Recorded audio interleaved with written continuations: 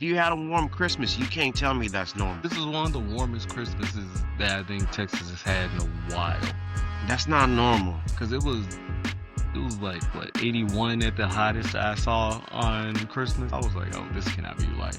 I have the ability to at least engage with women in a way to where if I wanted to date someone openly, I know how to approach.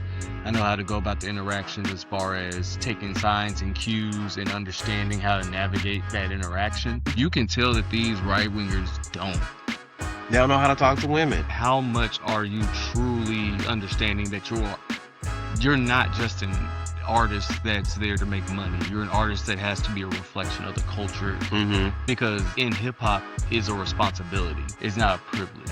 It is a privilege, but it's more so a responsibility than a privilege, as opposed to being a rock star, or being a country singer and all that.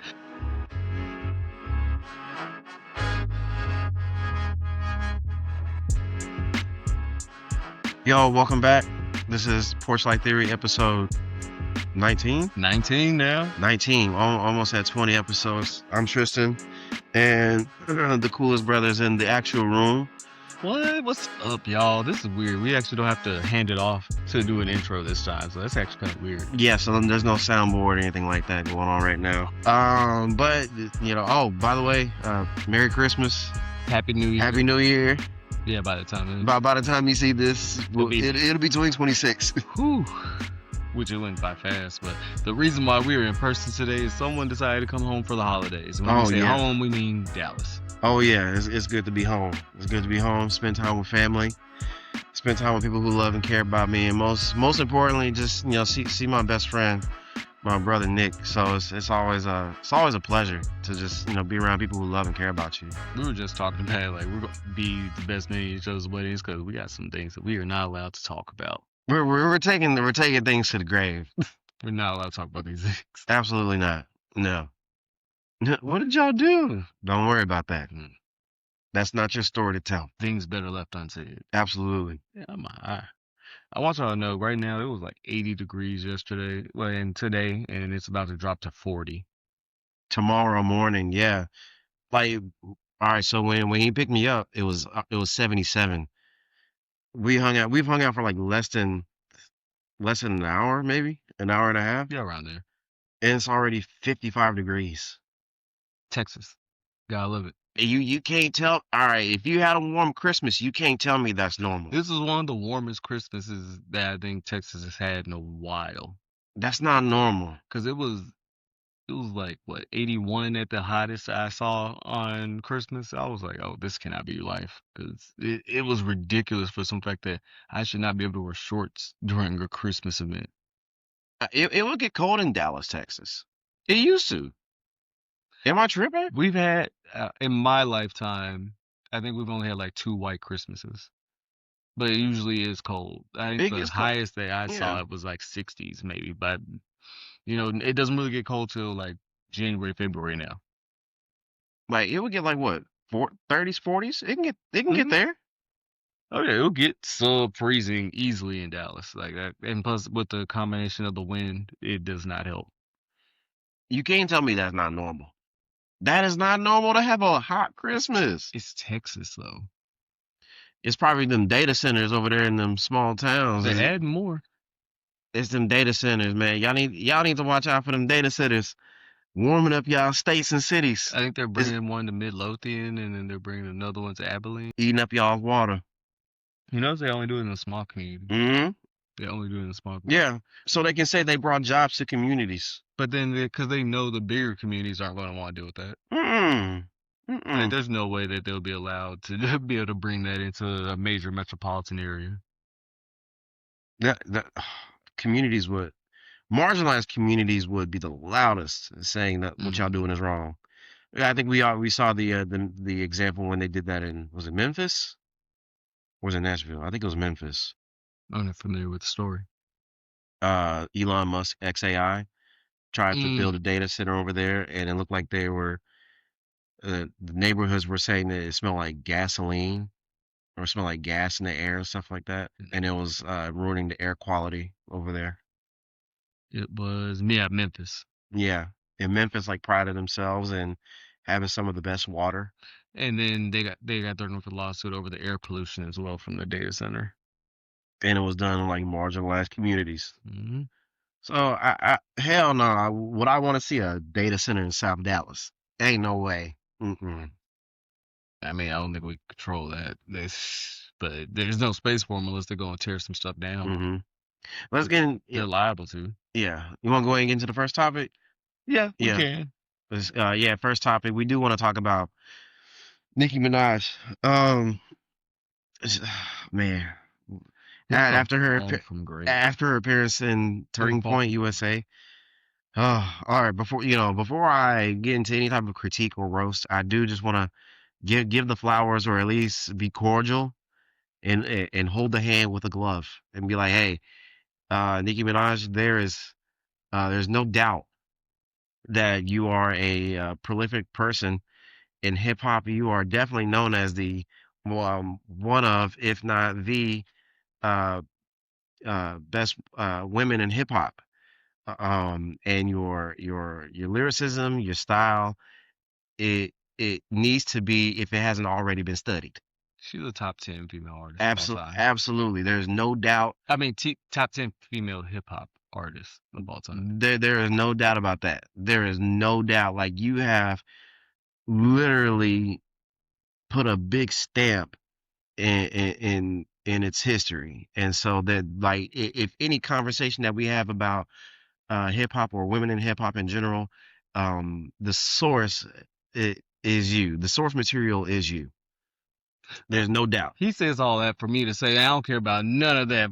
F her flowers, F anything about her, F that bad wig. When you're a bad person, you get called bad. You all of the good that you did gets thrown out with it. You could have kept your career spotless, but no, you going broke and your husband's running up your life and you try and get quote unquote pardons, which they can't. People on the internet talking about she's trying to get her husband pardoned. He can't get a pardon for a state case. He's already been convicted. Like what? He a pedophile. And it's to make money. The woman is about to lose a $20 million mansion and all that. Mm-hmm. And we've It's a always grift. said that it's a grift. The right wing pipeline thing is a grift. So no, she does not get any type of flowers for choosing to completely sully the legacy she built up over time and all that. Because she really had a true argument to be considered the best woman rapper of all time. Yeah. She had a legit argument. This ruined it because one thing, and which is why I was on the Kendrick side of it when it came to the whole beef. Hip hop is a black thing. And if you're going to take up a certain place within it, you have to represent the people the correct way. Mm-hmm. And she's now voided her ability to represent us. So she can no longer be up there. And people, because it's the same thing as a sports debate. Does the off court affect how you view them on the court and overall? I say yes, Mm-hmm. because you can look at people like LeBron James, carried himself well on the court and off the court. Yeah. I think that's the reason why he's my GOAT. He encapsulated both sides perfectly. Nicki Minaj, as for one, Trinidadian, not She's not even from here. not even a true Black American. She's not a U.S. citizen. Choosing to be in a space that is a black space, but not also just a black space, a space that her fan base started to include those of the LGBTQ community, the black community, Hispanic, white. It spans so many demographics. Mm-hmm. And for her to have this TPUSA, we'll have to show you the video, but for her to have this flip while knowing that your representation and your fans are of that community and just saying, oh, forget them. I've always said, I think we talked about it earlier, I've always knew that the Barbs and Nicki were going to have a messy split at some point. Mm-hmm. And I think if she continues to go down this, because at this point, TPUSA was the only that she's done so far. I feel like if she goes into the 2026 midterms really voicing right-wing opinions, she's going to lose her fan base. A lot of people speculate that Kenneth Petty, her husband, is the catalyst to the path that she's on. And I propose one of the moments that led her to the path that she's on is when she was talking about her cousin's testicles were enlarged from taking a vaccine. That is, Yeah, I think, well, yeah, I forget about the subtle moments where she kind of was very much echoing some of these Hmm. sentiments. She had vaccination doubts, and I specifically remember during that time it wasn't a call out to Nicki Minaj, be like, you are, just putting out BS. People were trying to call her in. And I think that's one of the reasons why she is on that path. Another reason why I think Nicki Minaj is on the path that she is right now, not only just a grift, but I, she, from my perspective, it looks like she's trying to get the recognition she feels like she deserves. Well, what recognition comes from this? Does she, so if you feel that she wants recognition, do you think that her entirety of her career has always been about her achieving a level of status to be able to elevate beyond just, music? She wants to be incorporated into the society of America where her words and what she does has meaning. I think it comes from like where she feels slighted from the Grammys, she feels slighted from Jay-Z, Which I've and never understood the whole. I What never what is people's obsession with Jay Jay Z Z. and the Yeah. whole Rock Nation thing? What is this whole thing that Rock Nation is just like the Illuminati essentially? Y'all really think you really think Jay Z's your friend when you're trying to do business with him? Okay, but that could be a conversation for another day. But from my perspective, it seems like she feels that she's being slighted by, by these competitions and then businesses and whatnot and certain people, and the only people who are listening to her or are willing to give her an ear because we roasted her or we've checked her so many times Hmm. are people who are right leaning because some of the views might match up with it, Eh, like y- the vaccine stuff. They're the ones that are willing to give her an ear, and so she's going to capitalize on that. And if she can get the recognition that she wants from them, that kind of satisfies what she's been lacking or what she desires, from her base or something like that. And she kind of says it in the Turning Point USA thing as well. It kind of goes back to the lack of recognition and how essentially she's always, second or just can't get over the hump. Hmm. I think her issue is, Getting that Grammy will take her to the next level. but that's the thing, her ego won't allow her to do that because also to gain that recognition that she seeks, you're in full control of it. You have consultants, analysts that will tell you exactly what you need to do to have a Grammy year. Oh yeah, You know exactly what you need to do, and you just like, nah. I'm sure she has experts and people in her corner who who can guide her to what she needs to do.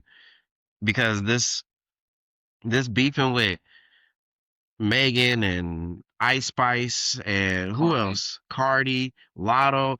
Like, damn, you beef with the past, you beef with Lil Kim, and you beef with the present and the future. That's someone. Damn. That's just someone who's not happy with themselves.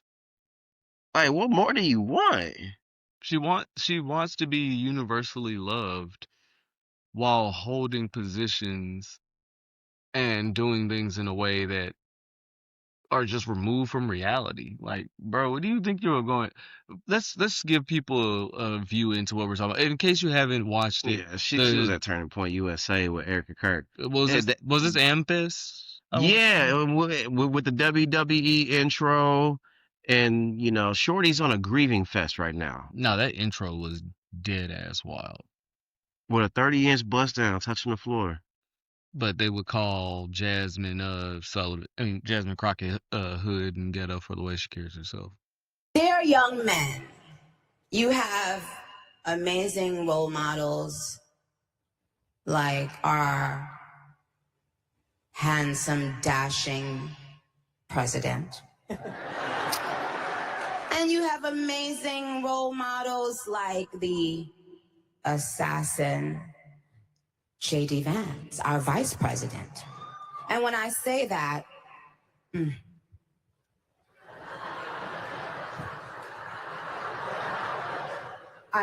trust me, there's nothing new under the sun that I have not heard, so you're fine.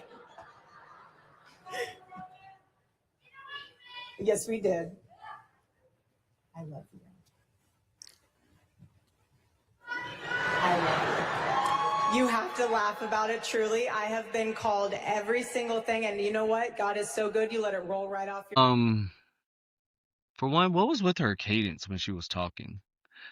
This Oh is yeah, she was definitely giving talking points before stepping on that stage. Absolutely. like that cadence was terrible with what she was talking, how she was talking, and I miss the old Nicki. You remember when Nicki had Queen Radio on Apple Radio? That shit was hilarious. it used to be like she. To freedom. But also, it's like once you get immersed in the culture and get what you want from it, and then realize, oh, they're not just going to love me and give me money. I actually have to uphold You gotta certain work for it. values. I Yeah. actually have to be someone that believes in what. So that's my big thing about the whole. That was my big thing about. I know you hate talking about it, the Drake and K.B. It's like, to a certain extent, how much are you truly understanding that you're not just an artist that's there to make money. You're an artist that has to be a reflection of the culture, Mm-hmm. because to be in hip hop is a responsibility. It's not a privilege. It is a privilege, but it's more so a responsibility than a privilege, as opposed to being a rock star, being a country singer, and all that. Name one global country singer. Reba? Yeah, hey. I think Reba is global. Ain't no Garth Brooks out A there. single mom who never stops. I'm a survivor. Can we give, who deserves their flowers? Reba deserves flowers. I think there's love for Reba in the black community. I think there is. Just like how black folks, we love Haley Williams from Paramore. Honestly. Yeah. We love but her. That's the thing, though. Yeah. She fully understands that to be loved and accepted by this community, when I'm in public, I can't be quiet. Mm-hmm. And she's down for the people. She openly called Morgan Wallen a racist. Who wasn't it? Natasha Bedingfield. She's down for the people. She's down. I've only been with black women in my life, but Natasha Bedingfield is one She that... got some cake. Seen her. I've seen it. She got some cake. That thing caught me off guard. Yeah, that's I'm like, what? Where'd that come from? It was that TikTok when she was in that blue truck. I was like, whoa. Like, where this? That's why you sitting down in all your pictures. You don't want no one to see this. Oh yeah, definitely feel the rain on my skin. All right, but no, we're not about to be over here lording over. No, absolutely not.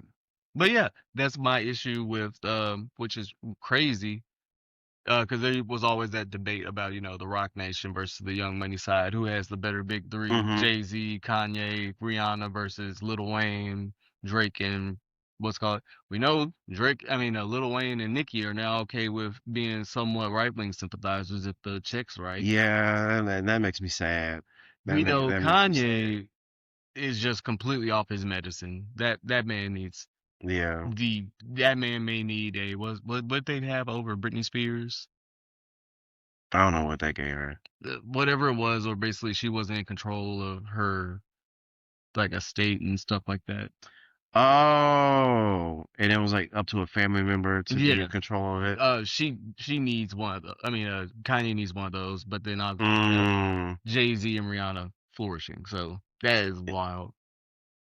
Which, I'm not gonna lie, Drake's getting close to that right-wing grift, because he's been he's already in it, bro. Bro, that whole stake thing and promoting gambling and all. I say that as someone that loves sports. I do not like the way that they have incorporated gambling into sports, and I get tired. I hate also that there's so many creators that we like that get sponsored by these groups, and it's like, bro, why are you shilling up for that? Yeah, I think personalities like Drake and Nicki Minaj, that especially Drake, when we say that they're allowing the red pill, the right wing manosphere environment into our space. It's because of people like Aiden Ross. All of a sudden, because that young man gets millions of streams, all of a sudden his opinion is worth hearing about hip hop. I never understood that. Like you don't have the credentials to even give your thoughts on hip hop. or a state or anything that's happening to it. But we were talking about that a little bit earlier, especially when it came to the Kai Cenat thing. For me, it really like him having an issue with Killer Mike beating out, what was it, Travis Scott that year? I don't expect him to know anything about Killer Mike though. I don't, but also I've started to take a real notice because he's from New York, right? Yeah. I've started to notice a lot of times these people that don't have traditional American backgrounds, like Rihanna, Barbados. Mm-hmm. She ain't going down that path. But you got Nicki Minaj, not from America, really. Drake, not from America. Lil Wayne, which was my biggest disappointment. I'm so disappointed in him. You're from one of the most impoverished parts of America, and we're willing to lean into the right wing group, especially going through Katrina. After what you said about George Bush. After what you say about George Bush, to fall for that, it's like, what was Birdman teaching over there? Basically, if the check's right, go for it.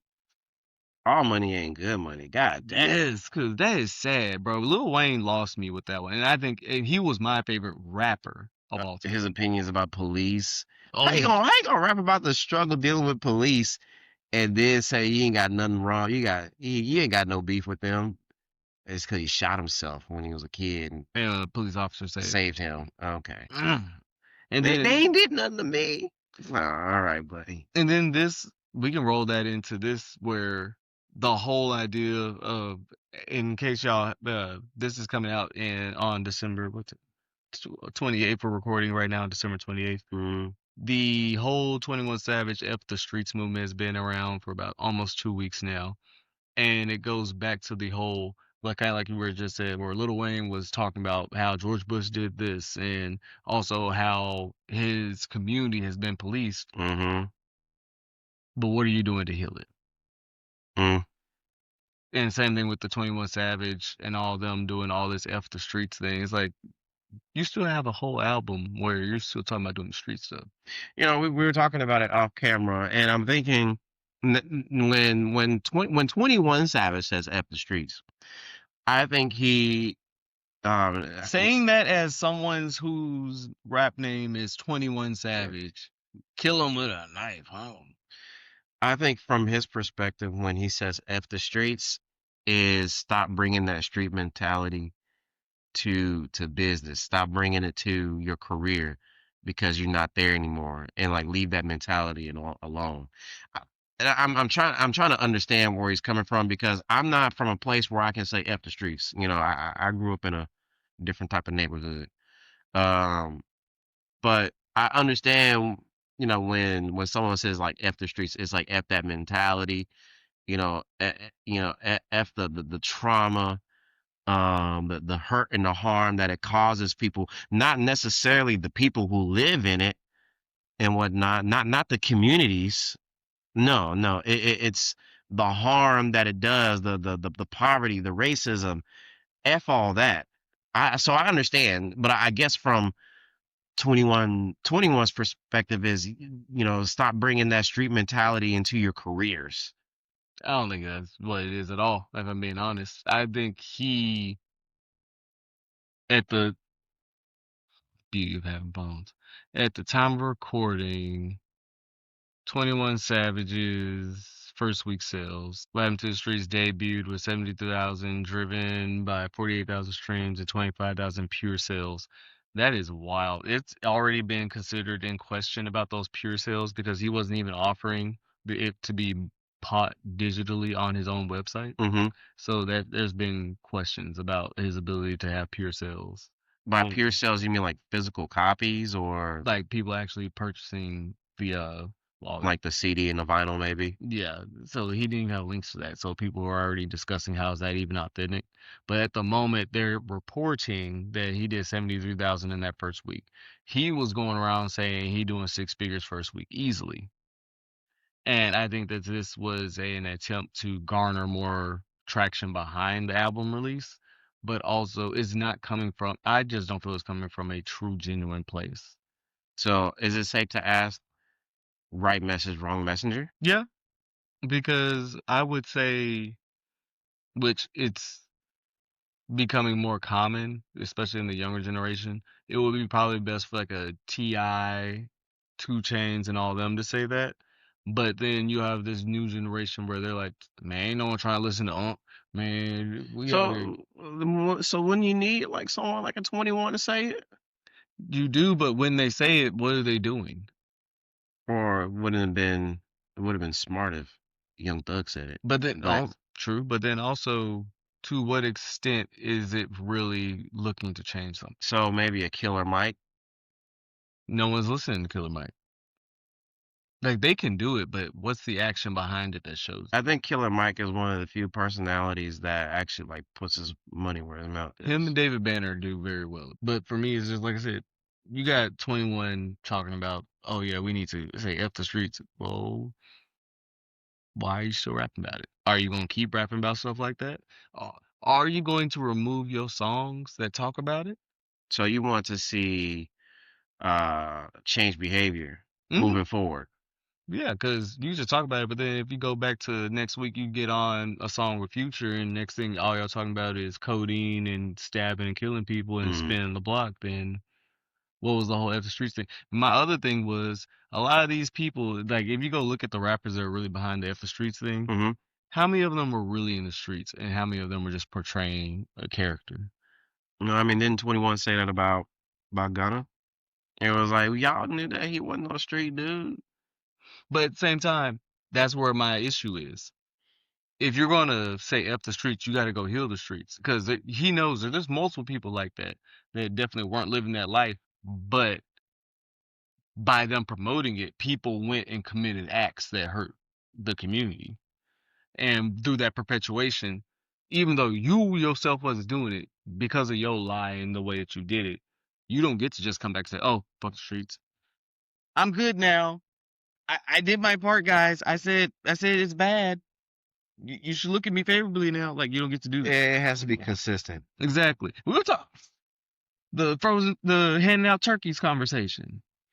Yeah, we're talking about this off camera, saying like giving out frozen turkeys day before Thanksgiving is the bare minimum of what you have to do to heal the streets. I don't even consider it bare minimum. I consider that that's the weirdest middle finger you can give someone hard on their time. I know people hard on their times. They usually ain't got power. So how am I supposed to cook a turkey?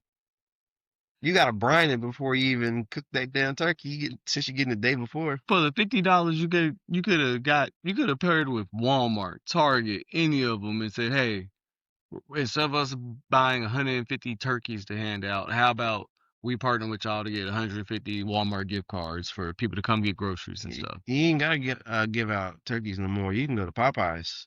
Bro, for one, save them turkeys. Two, who is I say this as coming from a family that loves to cook. We fry turkeys. We know how to smoke them. All that.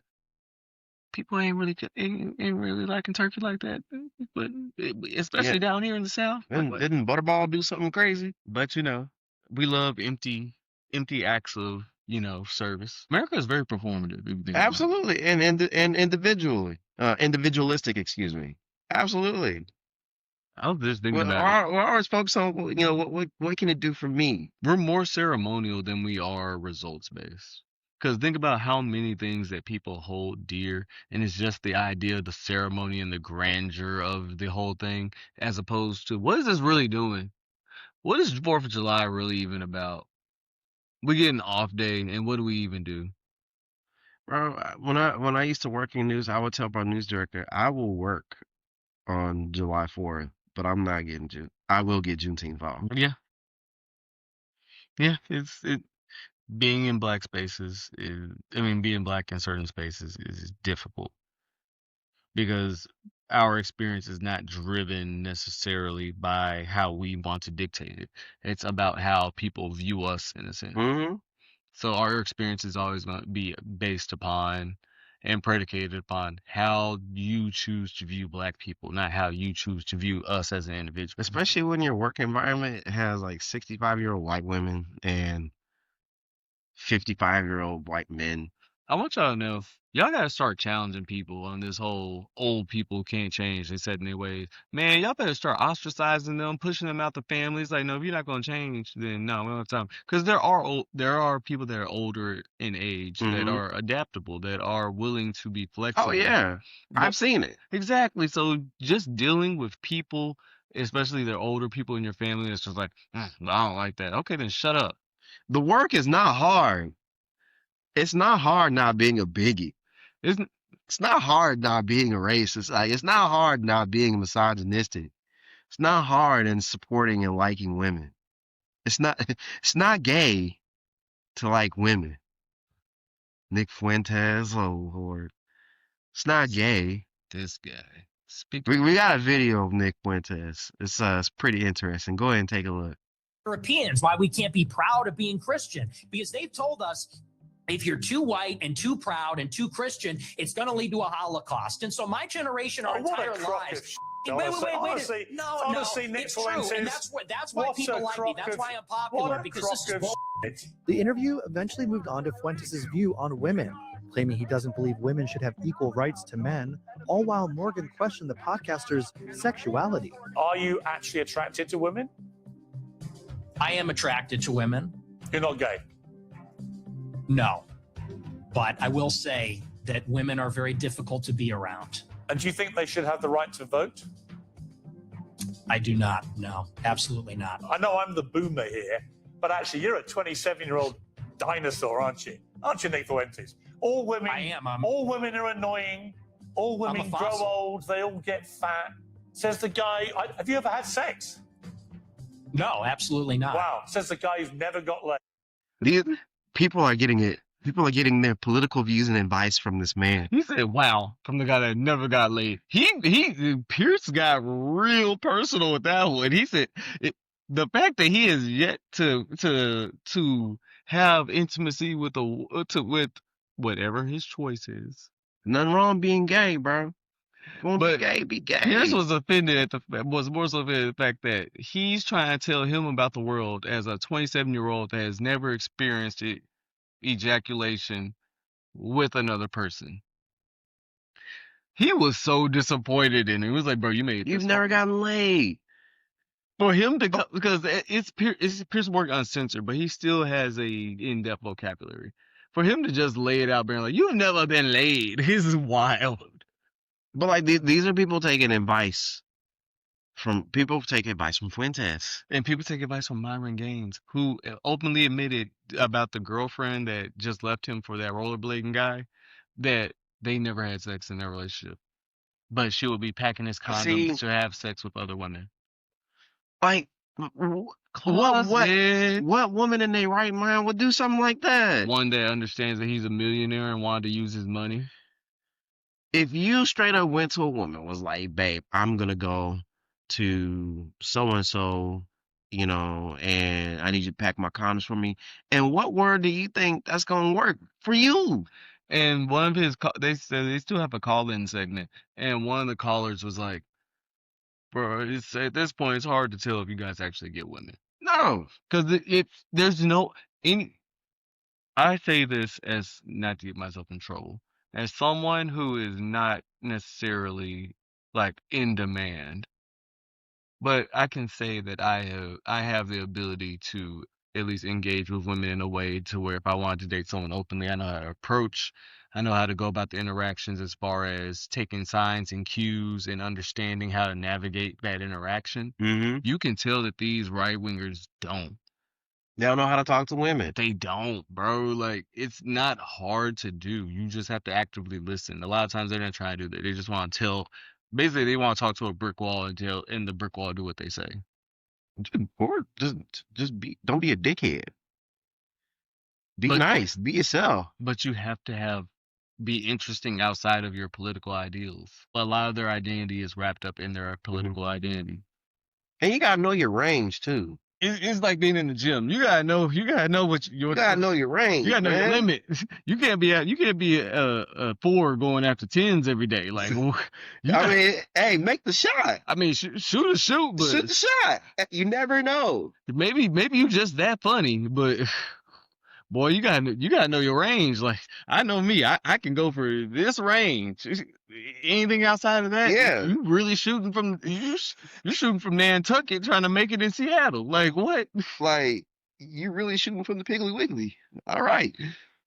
So eh, the whatever demographic that you're in, you really think your your opposite might be in the same demographic as you. You really think, and you know when I say demographic, I mean like if you're the indoor gaming streamer, never going outside type dude, you really think your shorty gonna be some baddie out there hanging out in downtown? You think you could pull a Miami baddie that is out on the streets looking fine, built to always be out on the streets and look like that, and think, oh yeah, I want to be with a guy that just sits at home all night. Hell No, nah. find you someone that has similar interests and that fits your physical attraction. Trust me, there are women that look like the baddest models that love just being at home. For real. There are some fine women out there that love being at home. All you antisocial, brother. I'm someone that is very antisocial. It's hard to believe because of my job and other things, but I actually don't like going out. I get social anxiety very easily. But guess what? You just gotta know how to navigate the situation. You play it off well. I do not like being around people. My social battery dies fast. You gotta get me out my shell. You gotta invite me to somewhere unless you're gonna see me out in public. This guy's ass. That's not true. It's not true. I want people to know I'm very consistent in my point that I believe he is the meanest of the two of us. He's campaigning on this. It's not even campaigning. He's campaigning. I can't campaign on something that's true. He's campaigning consistently. I'll give him that. It's a neat campaign that he runs. Eventually, it'll run it. Do you want to know why I'm not the mean one? Tell me. Because you have a barrier to entry. I don't. A barrier to entry? Yes. Tell me more. Because your assholeness doesn't come out unless you feel the comfortability or it's been a threshold that's crossed. You getting it like unless I'm cross first, then it's like, oh, that. But also you pick and choose when you want to let it out. I don't care. I'm like, I'm usually only talking unless I got something really to say, and if I don't, then it's like, all right, if I'm wrong, call me out. But if not, I'm usually talking. I usually know I'm right when I talk to someone about stuff, and that's usually when it's like, you're kind of a jerk. Not really, because you already knew what I said was true. It ain't shade if it's the truth. It ain't shade if it's the truth. It ain't shade. It ain't shade. It ain't shade if it's the truth. We were just talking about. We look like Abba and Preach right now. You been what? We the two guys we watched earlier. We look like Abba and Preach right now. I'm gonna do with the locks. Which is actually the opposite of how we are on the podcast, because Abba is the one that does majority of the, you know, behind the scenes, keeps it going, but also he's the face of the podcast. And Preach is more I'm the real reactor type and things like that. So it's weird. Yeah, it's a different dynamic. Because I don't have the patience to get locks. Talk about your lock journey for those that have ever thought about going into it. Because those things are full. Look at them. How many do you have? I haven't counted this one. Dang. I haven't counted this one. This is my second time growing it. The first time I cut it because I was encouraged to, because how I would be perceived working in broadcast journalism. That's crazy. I cut my hair off because of how I'd be perceived before going into leadership. Yeah, it was a terrible decision. How did it make you feel when you cut it? Or like you weren't ready, or it wasn't your decision? It felt like it wasn't your decision to make. I wouldn't say that I was coerced or pushed by any means. It was more so I have a feeling of what the perception is when it comes to that. So I got ahead of it, and also it just so happened to, you know, align with the time when all my products were running out. And if anyone who knows anything about being natural, products are expensive. Natural hair is work. It was about to be another $80 cart to refill all my products. I was like, actually, no, I'm just gonna cut my hair off. You know, sometimes it's easier. It's just way easier. So it's just been this. But I had the Odell Beckham full for a while. He's had locks for The first time it came down to about here. Yeah, they were shoulder length the first time I grew them out. Yeah. Yeah. So I'm shoulder length again, but this is 3 years worth. But I had like a head start because I had braids for like maybe I did rock some braids, stitch braids too. I had a whole cosmetologist and everything. Yeah. Shout out to the Cosmo lady. She was nice. I think she's in Atlanta. Yeah. Which we were talking about how Dallas is becoming white Atlanta. The major cities in Texas are becoming facsimiles of Atlanta in their own respect, which I don't necessarily like. Because I don't... All right, I'm about to catch some hell for this. I think Atlanta's overrated. I've been there. It's nice. Have you been there? Once. And I feel like it's overrated. But like, did you get the full Atlanta experience? No, you can't get the full Atlanta experience though. No, I did not get the full experience. No, like, did you go to a restaurant with the grass wall? Yes, I got that Atlanta experience. I did too. I did too. It took us forever to get seated. I basically went to Houston. It took us forever. Yo, if your business got a grass wall. Bro, take that down. The stigma associated. Man. If you have a grass... In 2026, if you still have a grass wall in your establishment, you have not paid attention to the internet. Surely y'all know. There is a stigma associated with grass walls. Like, at this point, like... And the meals that they come up with. I swear by season. Cup water crabs. Hey, have you seen the joke about... Penny glazed lemon pound cheesecake. But that sounds amazing, but still, it's like, hey, that's way too much. Penny glazed lemon 2 slices. Penny glazed lemon pepper Kool-Aid wings. Sounds amazing. Hey, it's when they did a lemon pepper matcha. Did you hear about that? You lying, bro? Look it up right now, bro. I know you fucking lying. Lemon pepper there's matcha. No way there's lemon pepper matcha. I know you fucking lying. Lemon pepper matcha. Share the screen while you at it, too. Yeah, lemon pepper matcha. Also, why is my web browser choosing Yahoo instead of this? I don't know what's going on in Atlanta, but I don't know why y'all are trying to do lemon pepper matcha. Who thought of that? Why are you doing it? And why are y'all trying... All right, so ain't no way in hell that... So are you mean to tell me that lemon pepper is the official flavor of Atlanta? That's been the official flavor. I thought it was lemon pepper hot. Lemon pepper is like the foundation. It's such a... But then it gets into subgenres like lemon pepper wet and lemon pepper. For me, lemon pepper is such a on occasion type flavor. Like, who just is craving lemon pepper every single day? I like lemon pepper. I do like a good lemon pepper, but I'm not craving lemon pepper regularly. Here's a lemon pepper matcha. I ain't very strict.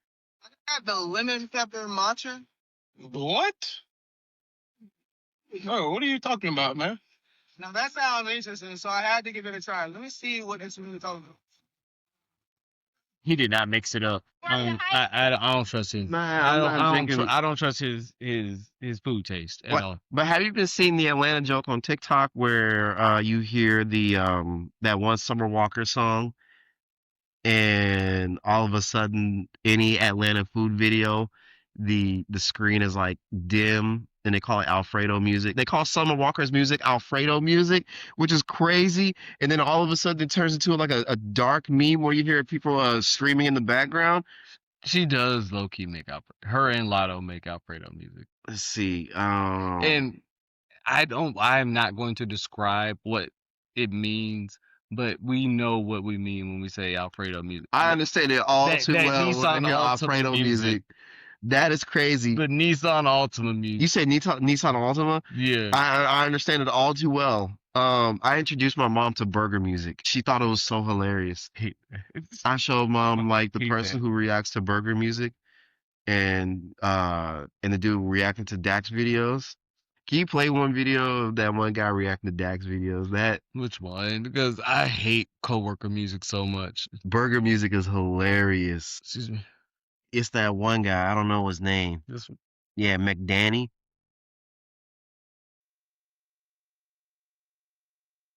On imbalance in time and chemically up, down, up, down.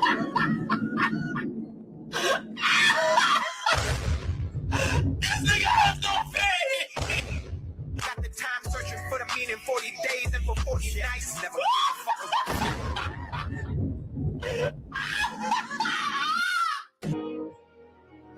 definition of happiness? Are you giving more than you're taking?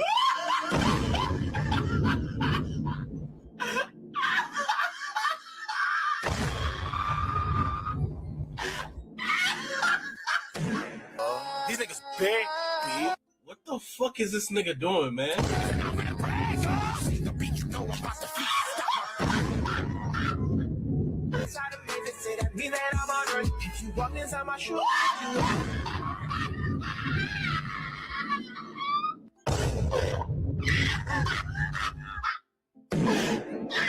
This nigga can't keep getting away with this shit.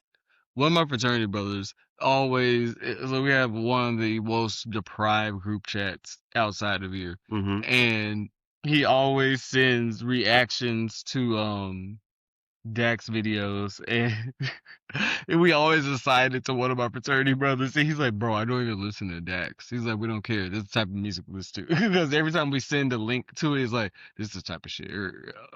This is the type of stuff he listens to.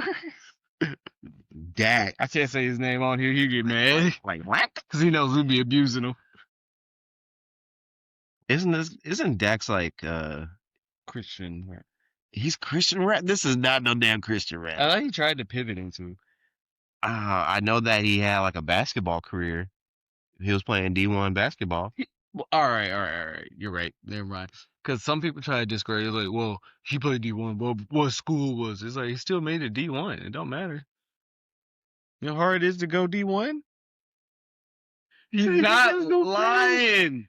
Who gets a bald, no fade? Yeah, like 12 locks at the top. Like, what is this? The part where he was performing his Joker song, and he said, let me get into the mentality, and he slapped himself. That shit was hilarious. So hear me out. It was hilarious, bro. It was hilarious. So hear me out. You know how we were talking about doing a series where we give red flags for women to look for? Yeah. All right, so this is gonna be cultural red flag number 1 to see if a black male only dates white women. Yep. No fade. Definitely listen. Yeah. No fade. No fade. He definitely dates white women. I had a pet lizard named George, but I ate him. What? Ate him. Who? Yes. What? Hello? I hate this song.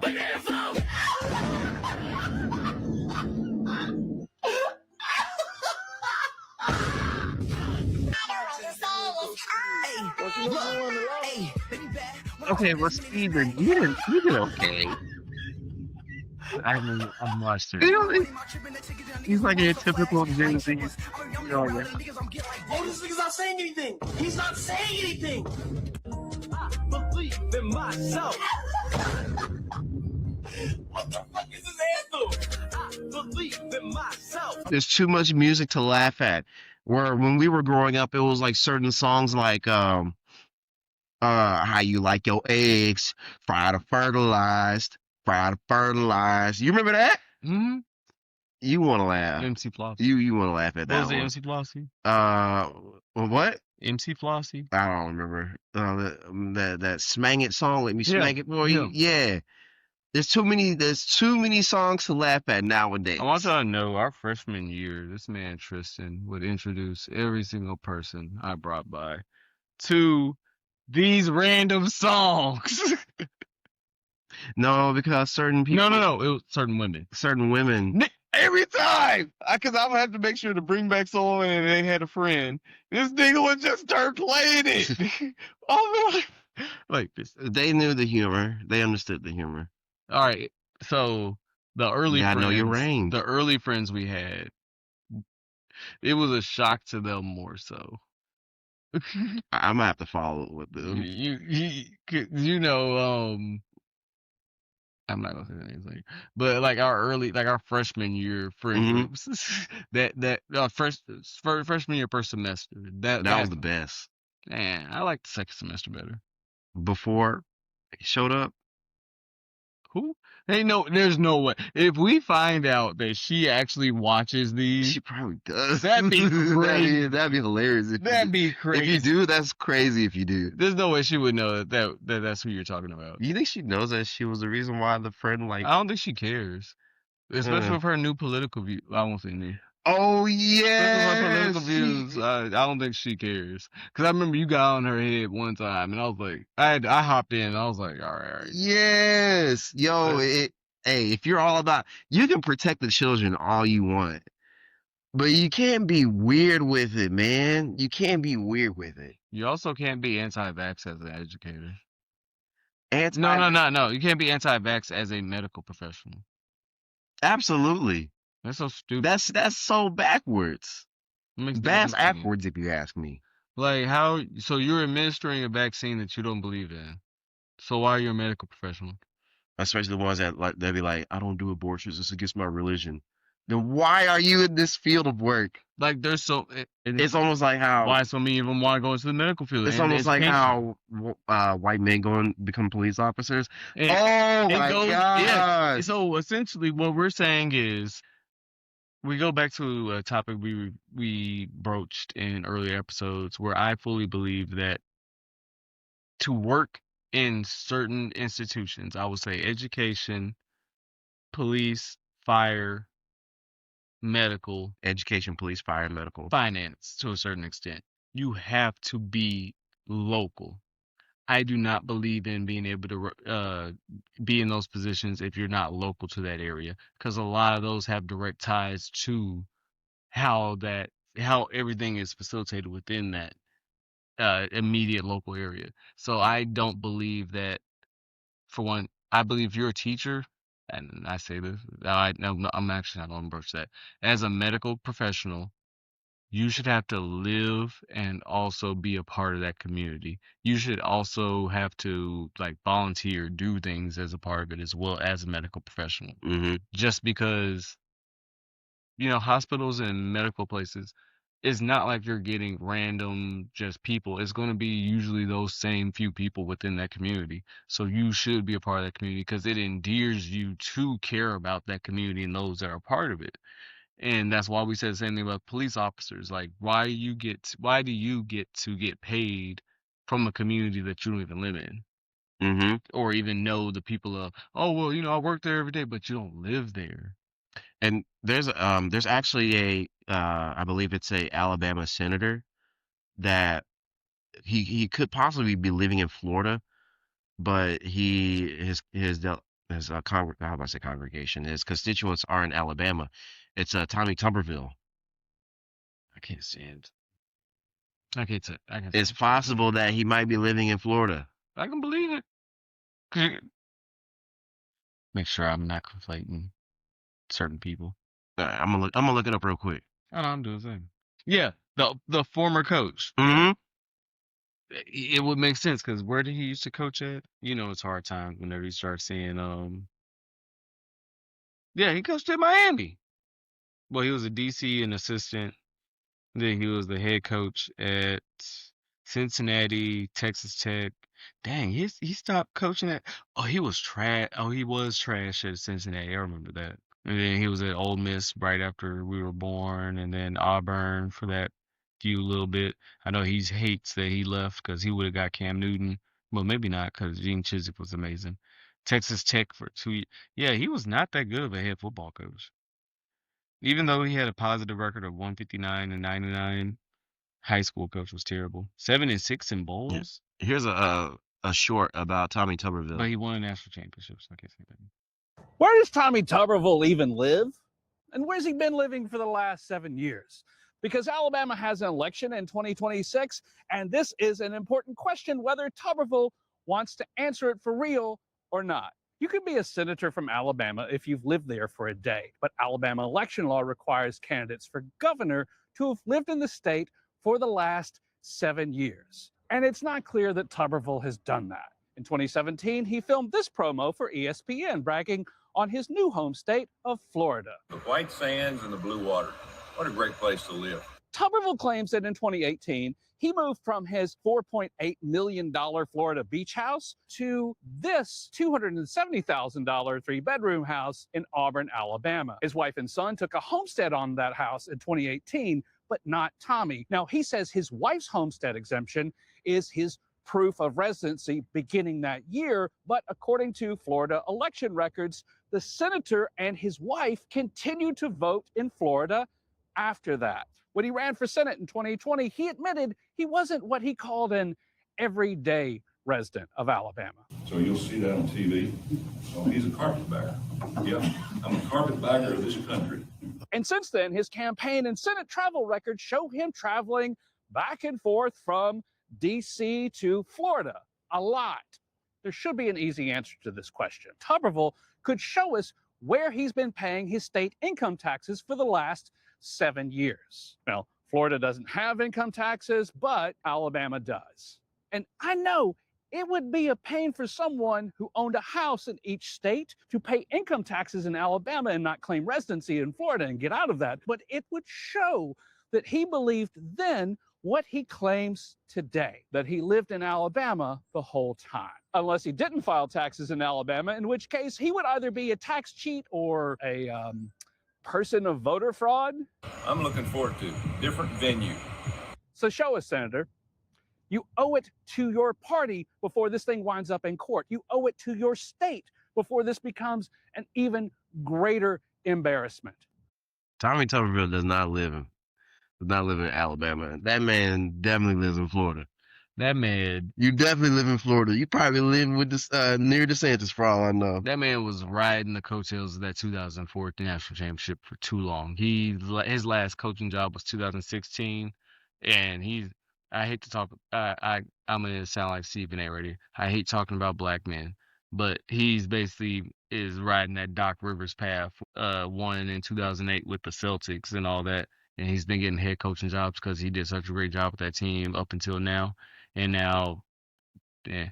But Tommy Tuberville, man, rode off the coattails of a 2004 championship of Auburn, who in this century has two of them. One because of Cam Newton, shout out to him, greatest college football player of all time. Argue with your mama. But yeah, Tommy. So is he a mid-college football coach? He was 159 and 99. Mid. I mean, his last stint was in Cincinnati, and it was very unremarkable. He was there from 2013 to 2016, so he was all right. He made most of his noise at Auburn, and Texas Tech, he was all right. I think he only lasted 3 years there, but outside of that, he obviously he did this pivot because that's where the money's at. Mm-hmm. This is obviously where the money's at. I try to tell people, when money gets dry, when they do that hard right pivot, when they never look like that, that's what they're being about. It's because money's tight. Look what Nicki Minaj is doing. We hear about her $20 million house going up for sale because she can't afford it.